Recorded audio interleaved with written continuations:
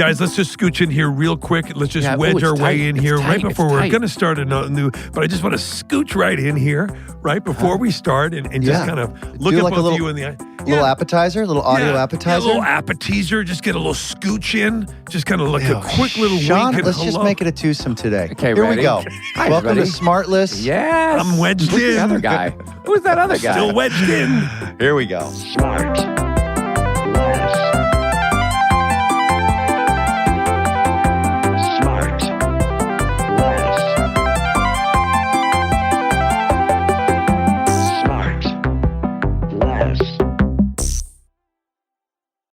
Sean, where'd you get that sweet SmartLess hat? Isn't that cool? From the merch store at SiriusXM. So you go to SiriusXM, you can just buy like SmartLess, like t-shirts, hats, and like, what if I wanted like leg warmers? Do they have those? Why? Yes. Yes. Yes. You could do all that. You know, Do we get any? Does anyone? This was feel like sent we to me, talked though. about this before. Yeah, why'd they send us that? I got one. I don't of know. those Did too. you get it or no? I did get it. Why did they send us one of those hats? They're particularly proud of it. I don't know, because they're like new, I guess, in the store. They're pretty sweet. Amanda stole mine immediately. Now, Yeah, that's really cool. Who came up with those? Sean, you had a hand in that particular hat, right? No, I didn't. I haven't. No, not at all. But Will's they got have- notes. Hold on. Well, I just Will gotta wants know a who trucker the- hat. This is like a baseball hat. Will likes Well, trucker yeah, hat. but not a it's baseball hat. got a It's real not a real curve on the bill. Yeah. It is a trucker hat, which I like, but it's got a real soft top to it. Yeah, so it kind Buffalo of Bill. rolls back. I like a high Yeah. top to my trucker We hat. call that. It's almost got a slouch, and I don't like it. Yeah, I know you. Not for But, me. But you can find the high top trucker hats on the site there. yes, you can. Where is that, Sean? It's at the SiriusXM. I don't know the link. Does anybody know the link? I don't know. Oh, we'll put it in the chat. Yeah.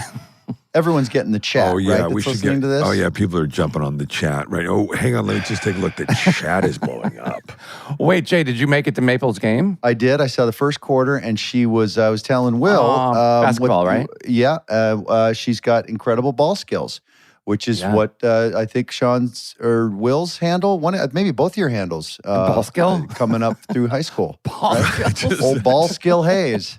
Here he comes. I love not even commenting and just watching you sort of draw Finding the that joke. one out. And I think that what you one of you. That's how I felt all day today doing our sketches today. Yeah, we were It's just- working on something today and chatting about something today that's to come that we keep talking about. I'm not sure we got anything usable today. I think Absolutely. we did. Oh, I think we please, did. JB, Yeah, give me a we- break. We got, of All right, course good. we did. Of Good. course we did. And it's all in the vein of this fun thing that we keep talking about that we're really excited about. When are we going to talk more about that? In a few weeks. When is the audience ready to hear? In a matter of weeks, we're going to be able to talk about what it really is, and I think it's exciting. And I'm very excited to share. I'm it with our excited too. listeners. Super excited. I think it's something that they might like. They might. Guess what else I'm use, excited right? about? What is Here that? we Your go. your next guest? Yes. This is what I like. I like a segue more than A anything. smooth. Segue. Will, have you figured it out yet? Because I was talking to Will, giving him clues today. I was trying to think. You were like, oh, it's so Give me a me. clue. I'll figure it out. I'm brighter than him. Well, I'll read it. You'll guess it by the end of this intro. Here we go. We'll have to add him to our SmartLess legendary all-star list. I've kind of started. But dedicated to his craft, he trained with an Olympic fencer before becoming the thing I cannot yet mention. As a child, he often contemplated who he'd rather fly as, Superman or Peter Pan. His career started with a role on General Hospital, which primed him for the pilot of 8 is Enough. John Stamos. As he patiently awaited May 25th, 1977, when the world would come to know him as one of the most famous heroes in cinematic history. That role's Luke Skywalker, and he Mark Hamill. is Mark Hamill.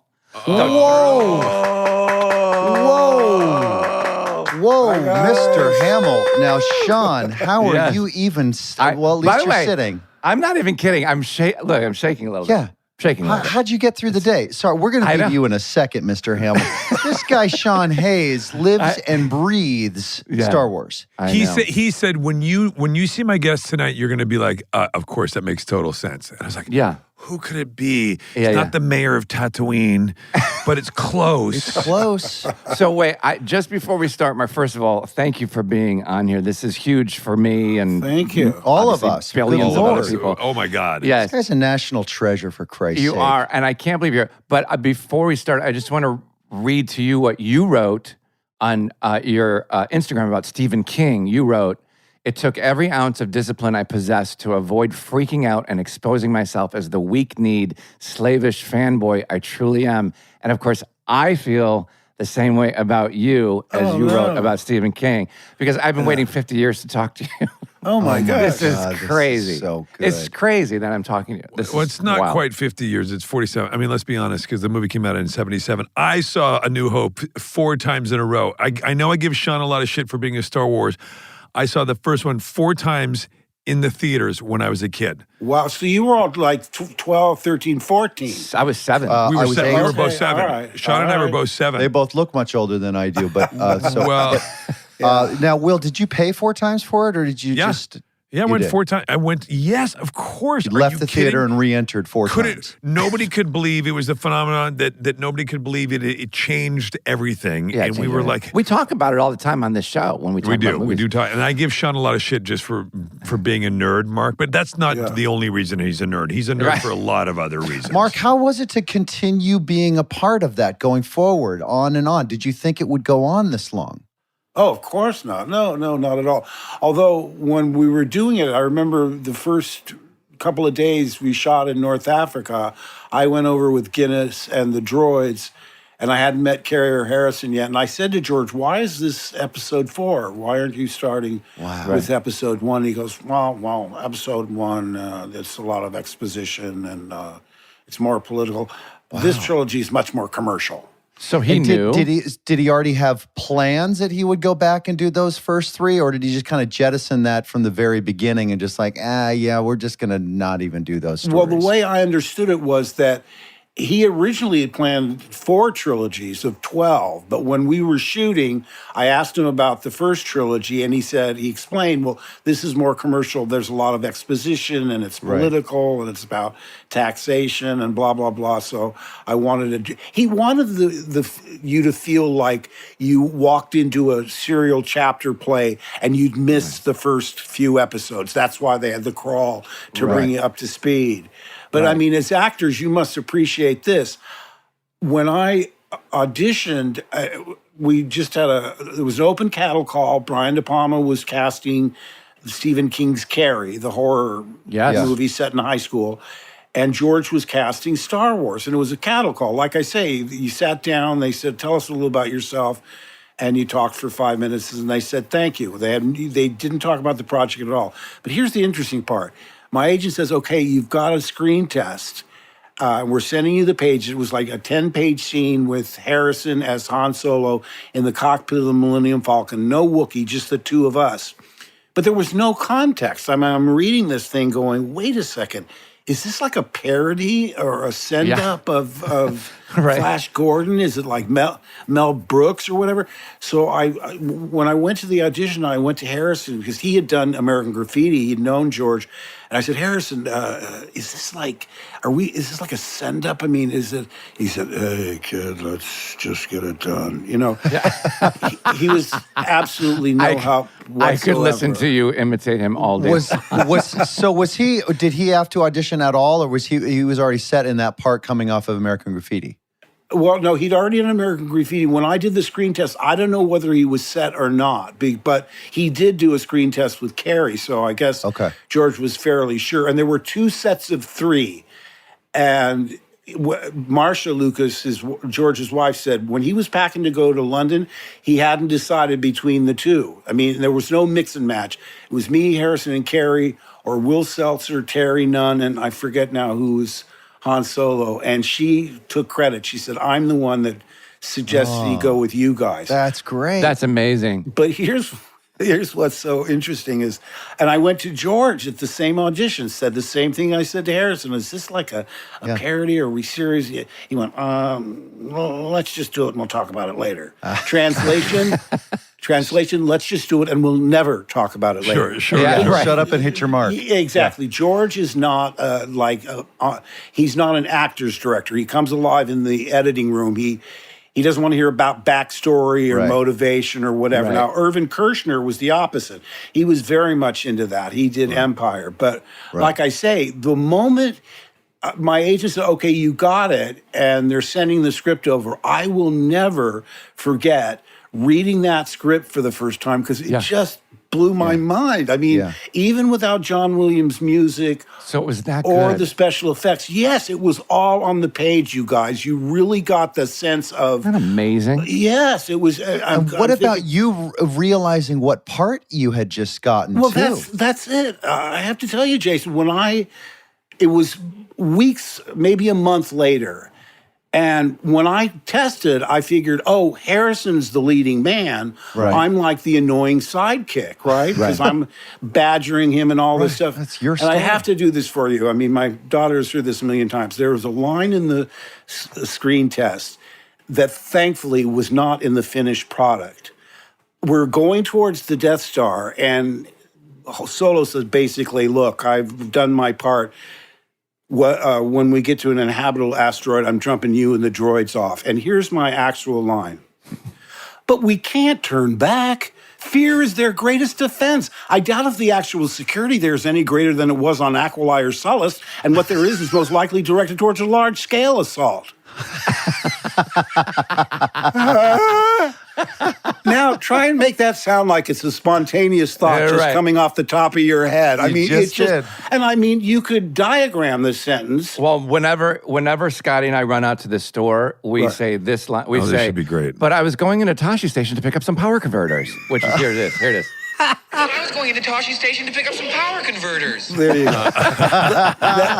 And people don't believe me, but I was trying to be as whiny baby as I could so I had somewhere to go. Yeah, for sure. Yeah, you had to be this kid who didn't. Yes. Yeah. And you got to be as annoying and whiny as possible, but, I still get garbage over that over the years because I didn't even tell you this, Sean. I just watched A New Hope again recently with the little kids. Oh yeah, and with my kids, and it holds up in the How old is it? How old is it? What is it? 1977. We shot it in 76, and it came out in 77. You guys shot it in that? You shot it in 76. It's 48 years, man. Yeah, I was but you 24. Almost 49. Wow.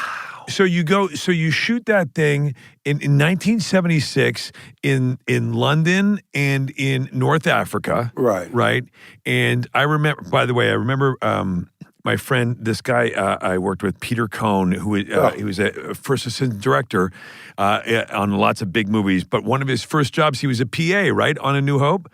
Peter was? Yes, and the thing was, he was not going to be able to go to... They weren't taking him to North Africa, but when they discovered he spoke French, he was in. And he was like 19, and we became fast friends, and he's still one of my closest friends today. Wow, I love that. He's a great guy. And I worked with him on a couple movies. He was the first AD on Blades of Glory. He was also first AD on With Nail and I, which is my favorite film of all time. Yeah, it's great. So...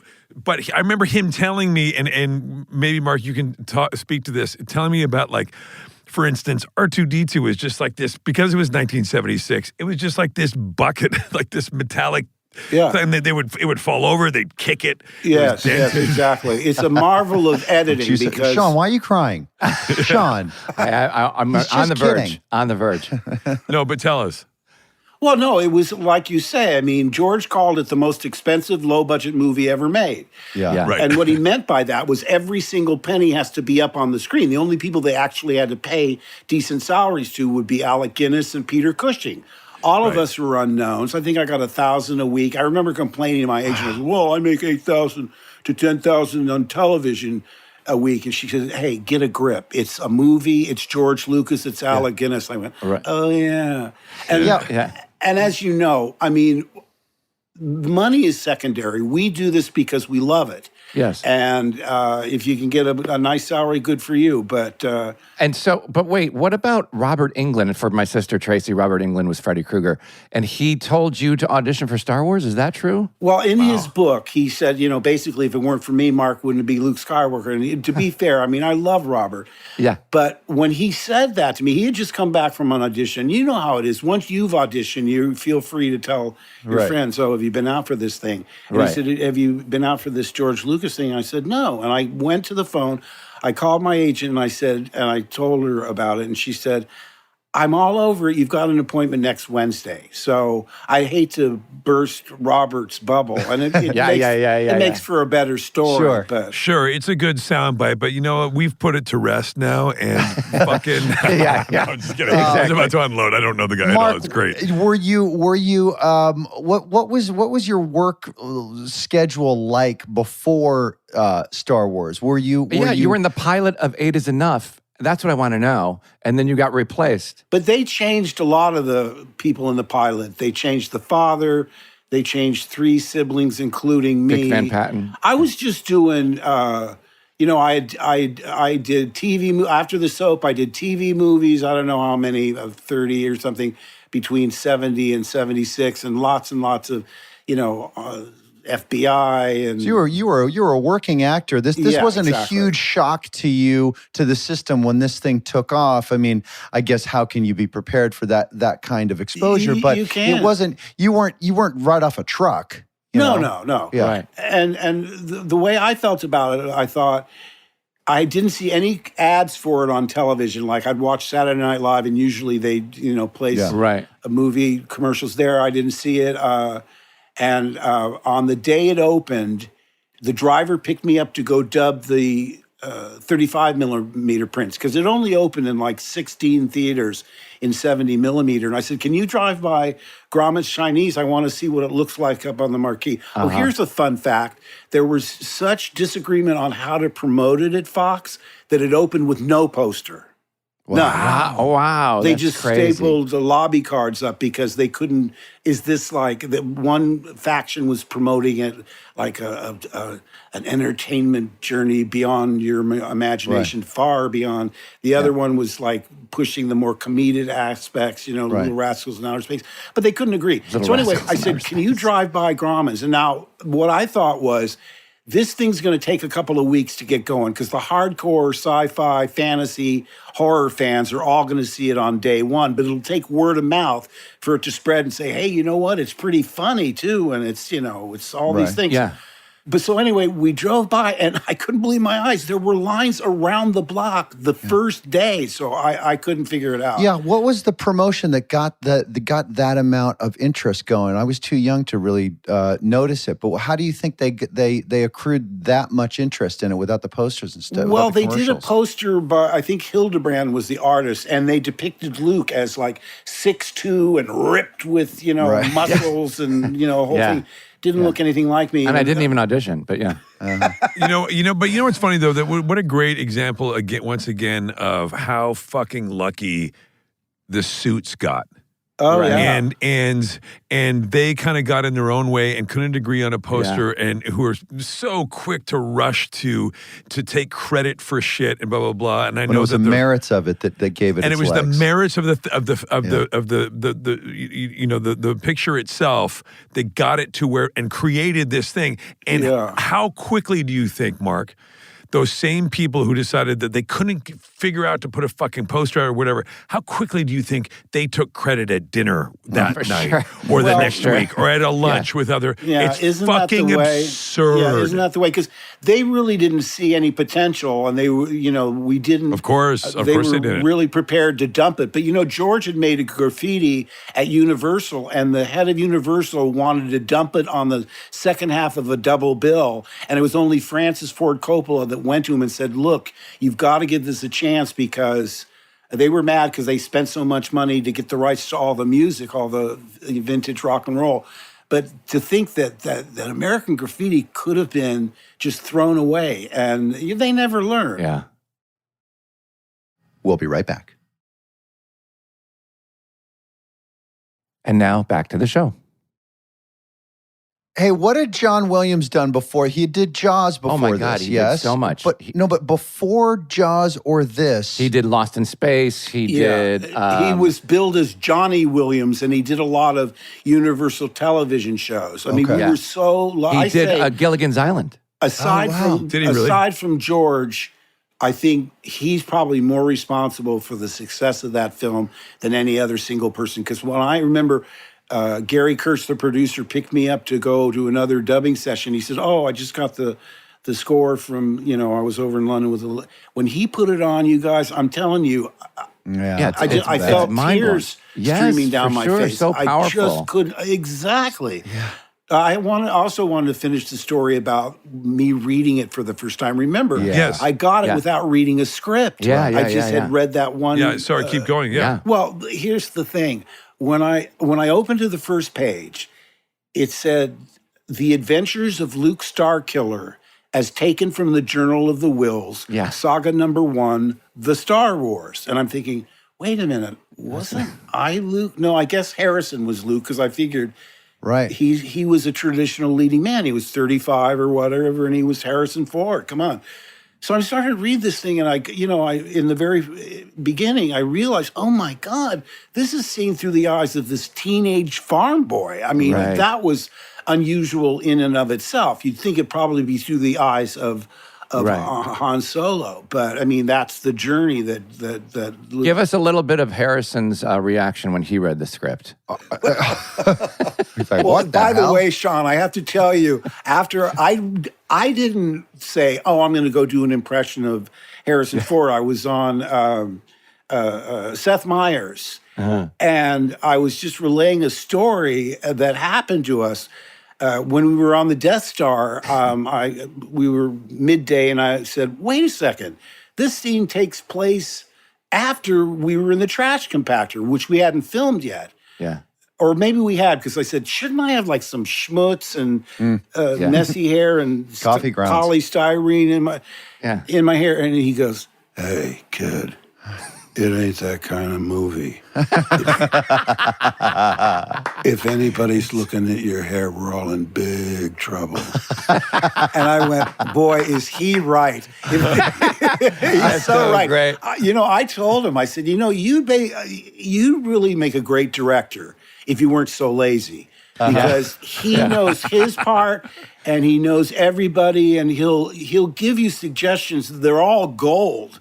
I just idolized him. I mean, when he walked in the door the first time, because I went back after he did the stuff in Africa, Harrison came first, and he comes on the soundstage, in his Han Solo gear, and I'd already liked him in The Conversation and American Graffiti anyway. But I mean, I just was, the relationship was real because I idolized him. I looked at him as a mentor or an older brother and all that. So he was so fucking cool with the vest and shit. And when I read it, I thought, oh my God, why don't I ever get the part of the womanizing, gambler and scoundrel? I'm just like, oh, I'm going to Tachi Station. What? I did a thing for Vanity Fair once, and they said you can do any sort of character from a film, blah blah blah. And I went as Harrison Ford from Star Wars. Oh wow! Yeah, because I was like, he was a cowboy. You know what I mean? Like he was. Speaking of that, you must know, Mark, that these guys know Scotty, my husband, is as big a fan as I am. I mean, we're how just far massive. off camera is he right now? He might be coming on right this second. Oh, good. All right. It's because he has a couple. Oh, boy. All right. He's dressed as Kylo Ren. I mean, it doesn't get we've got nerdier. Scotty and the Kylo Ren. More royalties for George Lucas. Very good. I know. So Scotty's got like a couple. Scott. He's been waiting. I've been sitting here for like an hour. My mom told me, she said, when you were born, I couldn't decide on a name. It was between Mark and Scott. And they said, if you don't decide right now, we're just going to put baby Hamill on the birth certificate. So she literally flipped a coin. And of course, when she tells you that at age 7, you go, oh, Scott's so much a cooler name. You should have named me Scott. You always want what you don't have, right? But Scott, I'm a big fan, but Scotty's like a mega fan. All right, go, Scotty. And he's got a couple questions, and then he's got to go. It's next level. Hang on. First of all, welcome to SmartLess, Scotty. Yeah, I think this is Scotty's debut, is it not? It's your debut. On the proper podcast. Yeah. On the proper podcast. I may have been seen in the background, but that's Isinogle. Very good. Mark, it's such an honor to meet you. I mean, Thank you. It goes without saying, as such a huge fan I am. But I think my question really is, at what point, when everything was done, the film was done, it was completed, and it was about to come out, and all of that, I know the typical question is, did you know it was going to be a hit? Of course, nobody knows it's going to be a hit. Right. Anything's going to be a hit. It's not up to us. But when did you have that visceral sort of reaction like we all had, or did you ever have it like audiences had, where you realized, oh, this is something bigger than all of us. This is unbelievable. There was a moment, and it was they sent the three of us, Carrie, Harrison, and me, on to promote it, and we did Vancouver. I don't think it had opened, and then it opened, and when we came into Chicago, I looked outside the plane and I saw massive crowds, and I said, "Hey, you guys, there's somebody famous on this plane." And we were looking around to see if there was a big sports star or whatever. And then as we got closer, I said, "Hey, Carrie, look, that girl has buns on. She's got the Princess Leia. Harrison, that guy's got the vest and everything." Wow. Somebody had made a Luke tunic out of a pillowcase. There were people dressed like us, and we all looked at each other like, "Whoa."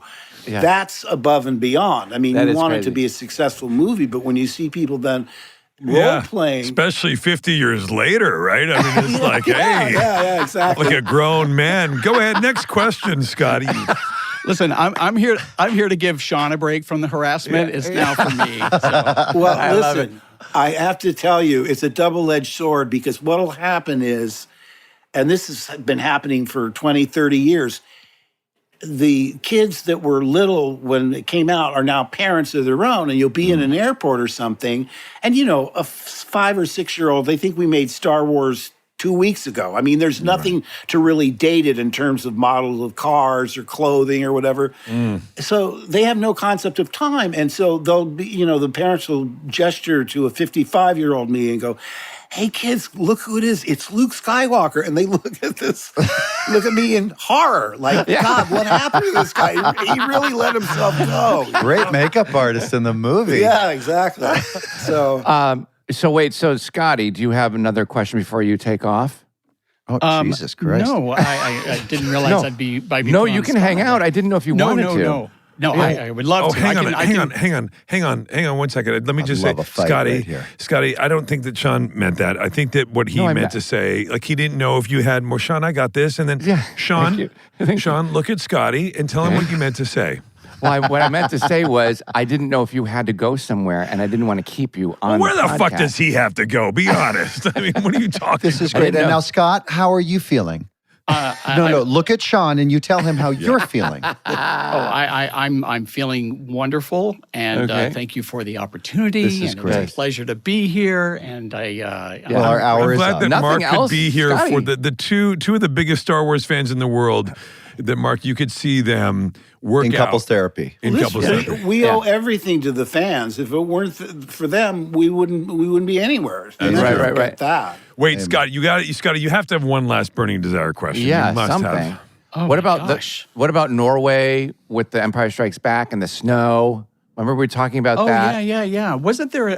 I could have this wrong, but wasn't there a thing where you guys were, where you were in Norway? It was just absolutely treacherous with all the snow, and I think you guys were scheduled to go shoot somewhere or whatever it was, but it was so bad. Then you just went out the back door and did Exactly. stuff. Here's what happened. They had, our luck was terrible. We had rainstorms in Tunisia that cost us, we had to shut down. Then we go to Norway. It was like the coldest winter in, 11 billion years, whatever it was.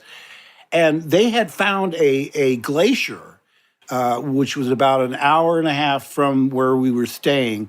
And we were meant to go on snow buggies because it photographed on camera, it photographed blue. And I remember now, this is the days before a lot of CGI. Everything was practical in those days. So the day arrives for us to go to this blue glacier, and they said, it's impossible. I mean, even if we go there, it'll be whited out from the blizzard. So like you say, it was Han Solo rescuing Luke in the snow after getting hit by the Wampa. Yeah. And if you turn the camera around, there's people on the balcony sipping cocoa watching us. Wow. We're about 100 yards from the back of the hotel. That's crazy. This is where you cut the belly open on the thingy and you got inside? Exactly. No exactly. way. Yeah. Wow. That is So, crazy. I mean, they were all enjoying it, but it's funny now because, in those days, there wasn't so much security. In other words, when I read Star Wars, it just blew my mind. And I said, oh my God, I've got to get my friend Jonathan to read this. So my best friend Jonathan worked down at the LA Art Museum, and I passed it to him, and he read it. He said, yeah, Mo, I don't know how they're going to do this or what it is really. He goes, can I give it to Meredith? I said, yeah, sure. So we passed it all around. All my friends read it. Yeah. It was before everything was coded with your name on it. You know, right. Where you have to protect it with your life. But it was just a different time. And That's like I say, wild. I had a blast. I mean, one thing that hit me, I said, you know what I love about this is you can take from it what you want. In other words, it's effortlessly feminist. The princess is anything but a shrinking violet. She takes over her own rescue, makes Right. Han and Luke look like a couple of chumps. You call this a rescue? Give me that gun. Yeah. And she's standing up to Vader nose to nose and, really giving him. Right. And so what I'm saying is that is just accepted and it's It was ahead of its time. How long was the shoot? Do you remember that? yeah, it was I think it was scheduled for 10 weeks and we went 12. Wow. But that was Star Wars. On fast. Empire, it was crazy because it was scheduled for 3 months, 4 months. Everybody wrapped and went home. And I was still the only human being on the call sheet. There was a puppet, a robot, various snakes and lizards, and one human being. Because they built Dagobah on a soundstage at Elstree. And it's amazing that we could get away with that. Because when I was reading the script, I said, "How are they going to do Yoda? Is it going to be stop frame animation or whatever?" I didn't know it was going to be a puppet. Yeah, but I'm yeah. telling you, Frank Oz is such an artist. When he puts that thing on, you're just there. It was so real to me. And he was always breaking down. The eyes would go cockeyed, the ears wouldn't work. So Right. they had like a stand-in, which was just a foam mold of his face, with a piece of blue tape where his eyes are supposed to be. And so every time you see me in a single talking to him, he's not there. But I can be a Jedi. Right. I'm saying to this foam rubber head. But again, Frank that's funny. Oz, we're the best of friends. What is it, all these years later? He's just one of that's my so favorite people in great. the business. And That is so great. talented. Oh, it's Yeah, so that's amazing. Scotty, before you go, now I'm saying before you go, before you go, do you want to do your Yoda impression for Mark? Oh, yes, let's hear it. Oh, boy. Here we No, go. I'm kidding. I'm sure it's never been done. Oh, there you go. That was great. That was great. That was pretty good. Very good. That was good. No, thank you guys. Thank you so much. Thanks, Scotty. I'll see you. Thank you, Yeah. Scotty. That happens all the time. I was on CNN and Jim Acosta did a Yoda impression on you air. go. Yeah. Right. So everybody reverts to their 9-year-old nerd self. Yes, absolutely. Because it's like unlike anything else. Everybody on the planet has seen it and knows what it is. Think about that. yeah. Yeah, That's it's strange. crazy. And I have to tell you, when I read it, I thought, I am so there. I mean, even if I had not gotten the part, I would be dying to see this movie. Right. That's how I felt about it. Do you remember? I love that story that you talk about on Empire, when everybody, if the camera were to turn around, they'd see people sipping cocoa on the deck. Do you look at certain scenes from over the years over all the movies and go like, I've done this before, but you go like, oh, I remember I was really sick that day. Like you watch a take and you go, oh yeah, that was the day I ate the bad fish. Or that was the first scene we shot, or the last scene we Yeah. shot. Well, I saw them when they came out, Yeah. but I don't go back and see them again. In fact, when they did the reissue with the special editions, when they called me, I said, oh, yeah, if you can send me a copy, I'd like to see it. When my kids heard about it, they said, are you kidding? You're not going to go see it in the theater? I said, why do you guys want to see it? You've seen it a bazillion times on video. They said, but never on a big screen. Yeah. I went, oh. Yeah, So I you did. have to. I saw Empire and the first one, Empire and Jedi, once in the theater, but I haven't seen them again since. And the same with the sequels.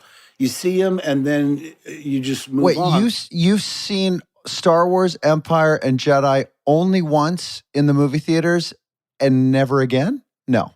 Yeah, I don't watch them on video, to tell you the truth. And there's a certain disconnect because the fans have seen them not only far more recently, but many, many, many, many, many more times than I have. So they'll ask me questions where I go, wait a second, because did we go to the planet? They go, well, it's not in a movie. It's in Splinter of the Mind's Eye. It's a novel by Harry Dean Fox. So they play the games, they read the books, and they know way more about it. I know I've disappointed people. I took a Star Wars quiz once and flunked it. Nathan said, it was multiple choice. What kind of a moral fails? Yeah, I was going to ask you when the last time was that you saw the first one, Star Wars? It would have been 97 because it was the 20th anniversary of when it first came out. But I mean, the questions like, what was Han Solo smuggling? A, jewelry, B, units, C, it was spices. And who knows that? I mean, the minutia that these people have is really astonishing. And I hate to disappoint people if I go to these. Didn't they have spice on Dune too? They had spice on Dune. What's with the spices in space? Well, people like. I thought it's a real hot commodity in space. You get some tarragon up in space, and you're living up you're in the highest of cotton. Yeah, go ahead. What is the craziest fan interaction you've had? Well, God. Like, do you have besides today with Scotty? Mm-hmm. Well, number one, don't sign body parts. Oh, boy. Sure. No good can come from that. Okay. Noted. For the most part, you know what it's like. I mean, when it all happened and went crazy, we were sort of in the center of the storm. So it seemed like everybody was going nuts around us. We weren't going nuts. Right. But it was a different time. I mean, you'd have people just proposition you like, really? Yeah, come on back. Yeah. And we will be right back. And back to the show.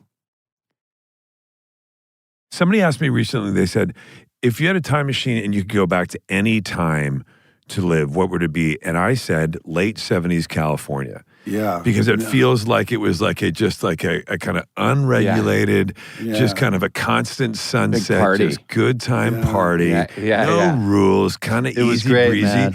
Yeah, it was great, man. Well, you were 9, but Mark, you as somebody who was like at the pinnacle of the film industry in that time, it must have been a lot of fun. Yeah, it was. But you always try and say, I haven't changed. Everybody else is going bonkers, but you want to hang on to that. And plus, I immediately tried to throw myself into things because I wanted to do character parts. I wasn't getting them. You know how it is, guys. You do one thing well, they want you to do the same thing over and over again. Yeah. So I went to New York and I was able to do character parts. It wasn't until I discovered animation when I went, oh, where's this been all my life? Because they cast with their ears, not their eyes. And you're able to play all these parts you'd never get on camera. You're like such a superstar voiceover actor now. It's incredible. But I'm too short to be the Joker. He's 6'2". What I'm 5'9" at best. But wait a minute. This is you as the Joker, which is fucking crazy. It's incredible. Because now there's a teeny little bit of me in you too, Bats. Why aren't you laughing? Wow. That's incredible. No way. That's from Arkham Asylum. And, I had done the role for however long the first iteration came in. There's so many good Jokers after me. Kevin Michael Richardson and Jeff Bennett. No, you're one of the most iconic ones now. It's incredible. But what I'm saying is when we got to the video games, because, I'd get mail in the original incarnation saying, why doesn't the Joker kill more people? And you have to say, it's a children's cartoon. Yeah. There's the standards and practices. There was a list of things that you could not do. You could not punch someone directly in the face. You couldn't throw someone through a plate glass window. No nudity, no liquor, no drugs, etc. Somebody made a drawing. Bruce Timm made a drawing of Batman flying through a glass window with a gin bottle and a hypodermic needle and a girl, bare-chested. He broke all the rules in one. But by the time we got to the video games, which is, I don't know, I'm bad on time these days, but 10, 15, 20 years later, because Kevin Conroy was always my Batman. Okay, that's what I was going to ask you, who your Batman was. Yeah, Kevin When Conroy. Kevin passed, I said, this is a time for me not to do it anymore because, I got to the point where my agent would call and they say, they want you for Joker. I'd say, is Kevin doing it? If they said yes, I'd say, then I'm in. I wouldn't even have to read it. But what I couldn't get used to with the video games, because they were for 16 and older. And people did die. I mean, I'm looking at it going, can we say this? Much more sophisticated than the early stuff. Yeah, for sure. Yeah. But I want to ask you a question, Sean. Yeah. Because one of the things I miss about living in New York, because we had an apartment there for 19 years, is seeing theater. And I would have loved to have seen you play Oscar Levant. Because I could see it. I could see your amazing. face morphing into that character. Oh, So Long Oscar was such a good. Oh, dude. And when I was a kid, I mean, on in the summertime, I could stay up past my bedtime and watch Twilight Zone and Dick Van Dyke and all the shows I loved. And I used to watch Jack Parr and Steve Allen, and Oscar Levant fascinated me as a kid because he was effortlessly witty, but he had all these tics and nervous tics and the smoking and all of it. And I thought, Oh, thanks. well, Mark. But I thought you did. I'm going to do it again in London next summer, but just for a Okay. limited time if you find yourself out that way. I'll keep that in mind. I'll keep that in mind. Sean, what a mind blow if you go and you're doing a play that you won a Tony for, which again, sorry, just a quick. Yeah, you won a Tony for, Okay, sure, and then you get to go and you do it on the West End of London. Yeah. And you've just invited Mark Hamill. I know. to That come is see crazy. you. Stop. No, That it's is true, Mark. crazy. This is big for him. It'll This be is a big huge. circle. This is Yeah. huge. big for anybody, but it's big. I had a rule with the stage manager. I said, don't tell me who's out front. Because what happened was I came in and everyone said, you know who's in the audience? Jackie Gleason. Yeah. And I thought, oh Freak no, out. because Harrigan and Hart had been pitched to Gleason and Carney in the 60s. And it didn't happen for whatever reason. But he's really familiar with that era and that music and all of it. So, I mean, it was something I wish I had not known because Yeah. you want It to be makes you totally nervous. there. You don't want to Yeah. be thinking, oh, what did Jackie think of that? Right, for sure. So- And sometimes, you can't help it because other cast members will be like, "Did you hear Meryl Streep's in the audience?" And you're Yeah, like, I "Oh, mean, she's- it's terrible. So, I mean, they would tell me when I would come off, they'd hand me a note and I'd see, who was there. But that must have been probably easier for you to do Levant than doing someone as recognizable as Jerry Lewis. And you just killed it. Oh, thanks. You know what? He was, let me put it this way. My review was, he was Oscar Levant, just as I remembered him. Oh, God. That's what my dad wrote. Okay, so anyway. So I can't believe you remember Well, that. did Will and Jason meet on Arrested Development? Is that where you guys Yes. met? We did. Yeah, we did. Yeah. And by the way, I'm still mad they canceled that. Everything I like gets canceled. Yeah. Yeah, Yeah, I know. and I hold grudges I'm still mad they canceled Square Pegs, and that was 1982. Oh, my God. Remember that? Oh, my Yeah, But then- Buffalo Bill. Sarah Jessica Parker never would have done Sex in the City. There That's you right. go. You know? Buffalo Bill with Dabney Coleman. Oh, boy, he was and that she, good. So, Buffalo Bill, I Colucci's remember that. Department. Mark, I got a question for you. When you said you had done the pilot, you got fired from Eight Is Enough. Is that what happened? You got No, replaced? they redid it with, like I say, a different father. Right. Well, we call that fired. Yeah. Oh, okay. Yeah, sure. I was fired. But what year? Like, how kidding, soon I'm kidding, I'm after kidding. that did Star Wars happen? Well, I think it was probably 6 months later or something. So what's crazy about it is the reason I bring it up, and I've talked about this before, is 6 months before I got the pilot for Arrested Development that changed my life. I got let go from a show. They replaced my character. Actually, they just wrote him out.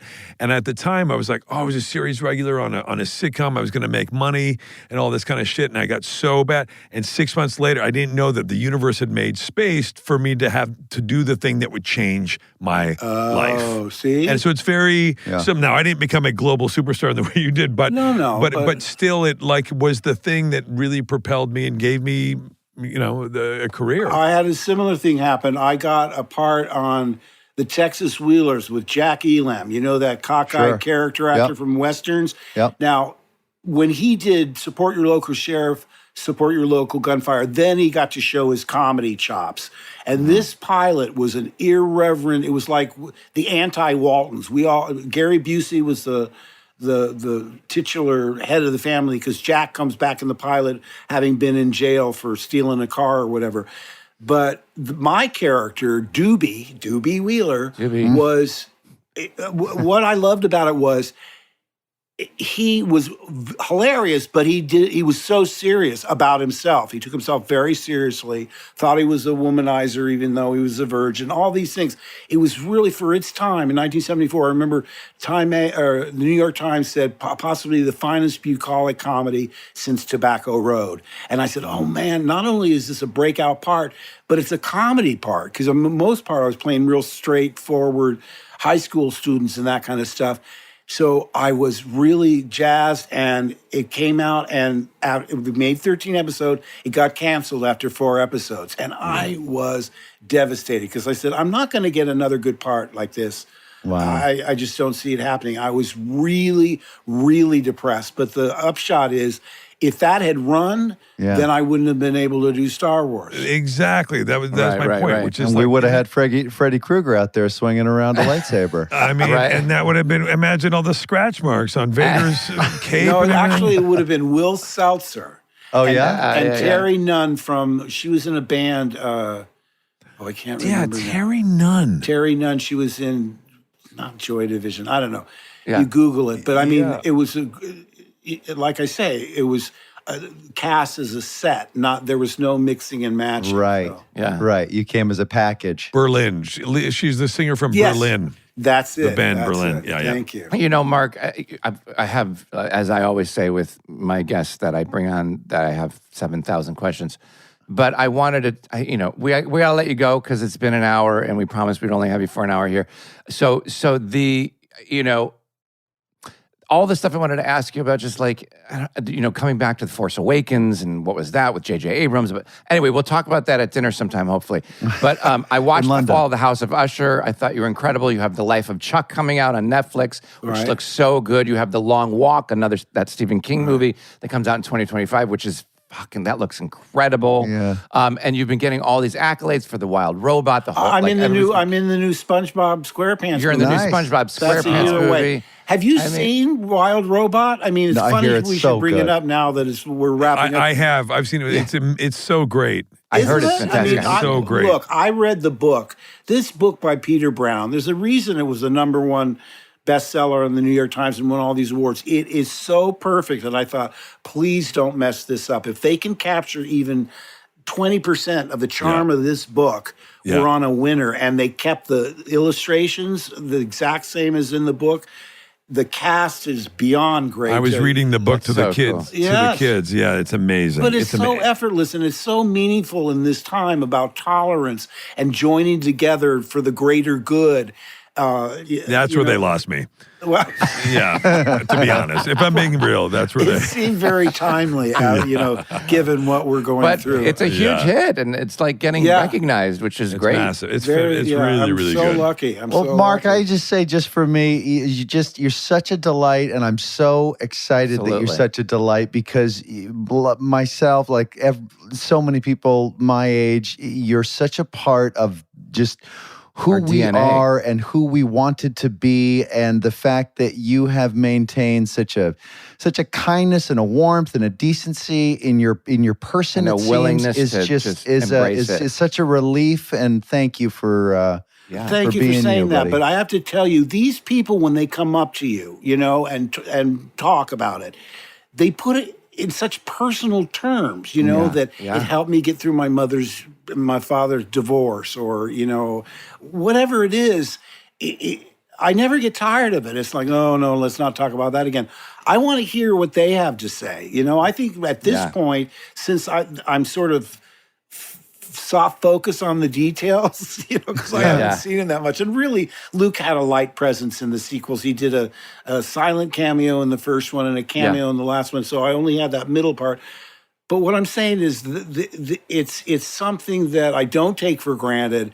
And I think how lucky I am, because people say, oh, aren't you sorry that you're remembered for nothing but Luke, when in fact I never expected to be remembered for anything. I just wanted to jump. Nothing. I mean, what an absurd thing. If anybody actually says that, what an absolutely absurd fucking the thing most to say. famous film in the history of entertainment. And like you said, it's that connection. And I'm going to echo what Jason said. For a kid who grew up in Toronto and saw it the first time at the Pleasant Theater on Mount Pleasant in Toronto, in the city, for me to be here all these years later talking to you, the impact. But that you're what a good you person did, too is just and then on top of it, you're a great dude. Is really something. And I appreciate Sean mentioning Follow the House of Usher, because I'm used to doing really bizarre and atypical roles in animation.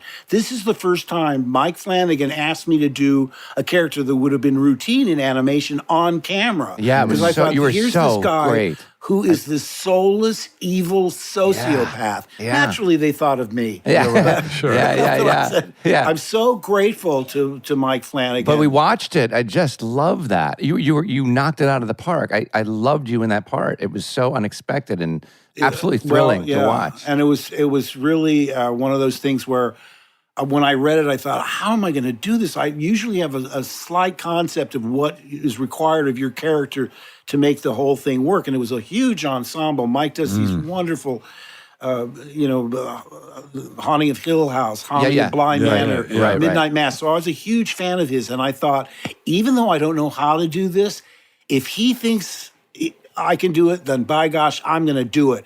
But it was really scary because when I was flying up Vancouver, I still had no idea. And little by little, his wardrobe helped me pick out his wardrobe. As I said to the hair people, this guy wants to get out of bed in the morning, just draw his with one swipe of the towel. So cut it short enough so it just lays down. It doesn't stick up, just lays down. Then they found the glasses. They found the hat. And the last thing that came, which was really interesting because we didn't discuss it, but we were doing a scene in the Roderick and Madeline Usher's office. Yep. And I said, how do I convey that this guy is completely dead inside? And I just started talking like this. Well, I called him. He didn't call us back. I got a guy looking out for him. I didn't discuss it ahead of time. And I didn't say, I'm going to go in and do this voice. I just, in the moment, said, should I do it? And I did. And after we did a couple of setups, later in the day, Mike walked past me and just said, love the voice. Yes. And I said, I'm home. So great. You became a completely different person. I love that. Yes, I love and that. that's so rare. You know how exciting it is to that someone thinks outside the box of what you're known for. And I'm really lucky. And then again, he cast me in a small part in The Life of Chuck, which again, he said, I'm going to send you the script based on a Stephen King novella. And there's a part for you in it, and blah, blah, blah. So I'm expecting, okay, you got Stephen King, you've got Mike Flanagan. This is going to be the horror epic of all time. Yeah. I'm telling you guys, it is the sweetest, poignant, warm story of a boy named Chuck at 4 different stages of his life.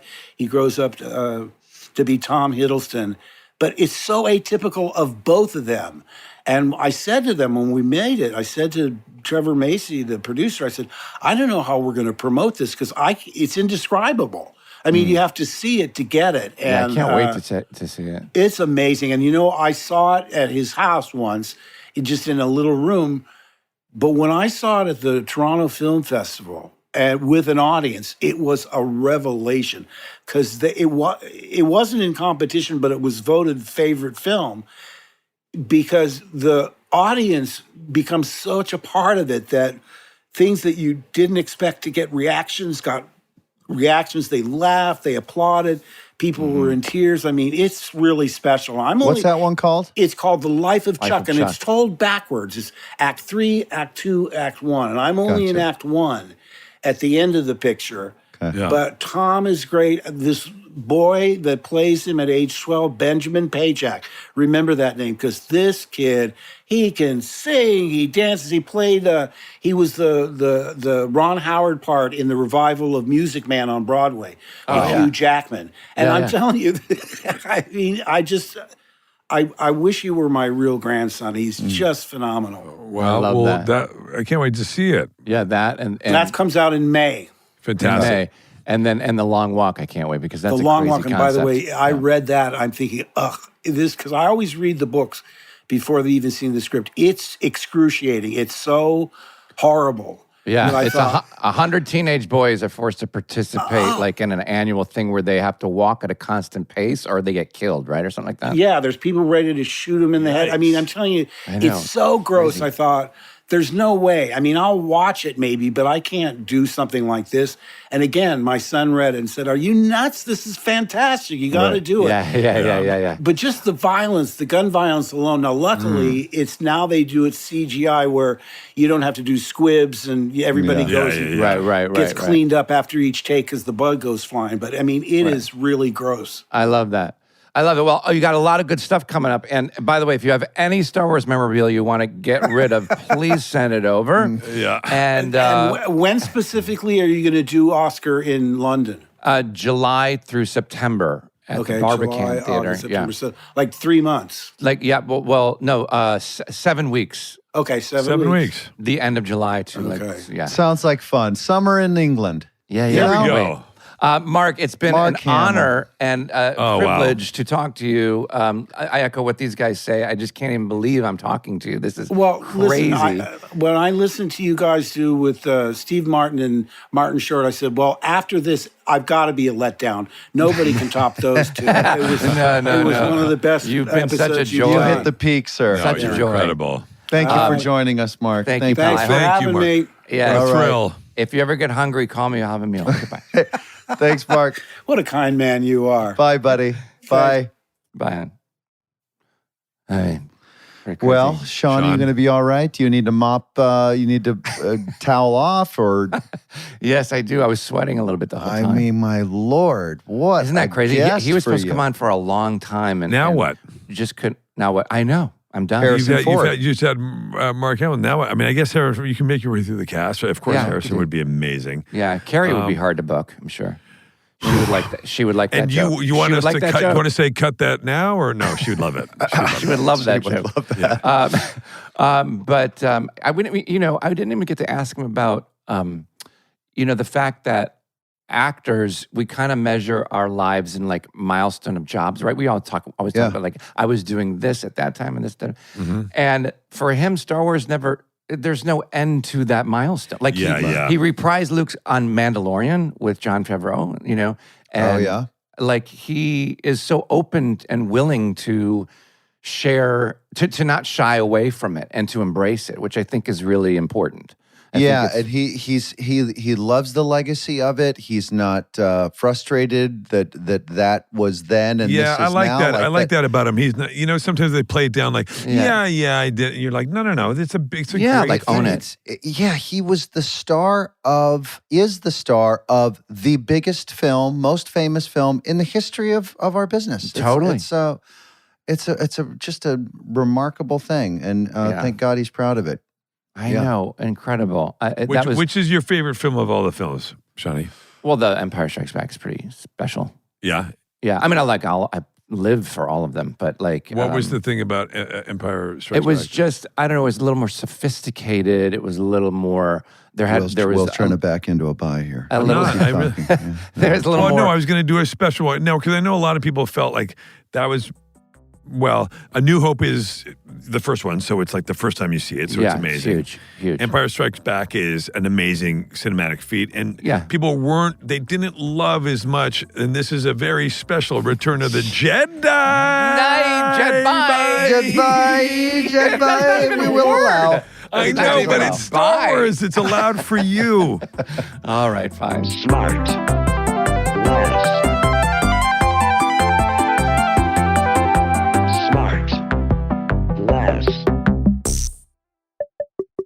SmartLess is 100% organic and artisanally handcrafted by Michael Grant Terry, Rob Armjarv, and Bennett Barbaco.